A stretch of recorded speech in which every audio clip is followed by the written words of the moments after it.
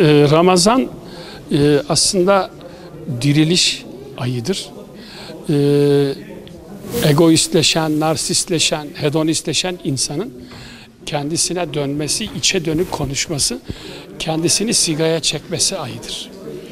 Ramazanın dışında 11 ay başkalarına konuşuruz. Ama Ramazan kendine konuşma ayıdır.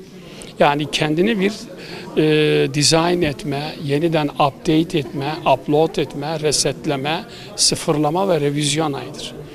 Ve Ramazan çok bereketli bir aydır. Allah'ın giden 11 aydaki günahlarınızı sildiği bir aydır.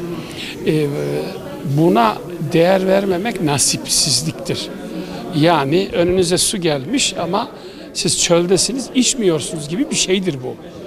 Bu aklı olan insan Ramazan'ı manevi olarak değerlendirir. Rahmetun minallah, mağfiretun minallah ve necatun minennar. Rahmet, mağfiret ve cehennemden kurtuluş ayıdır.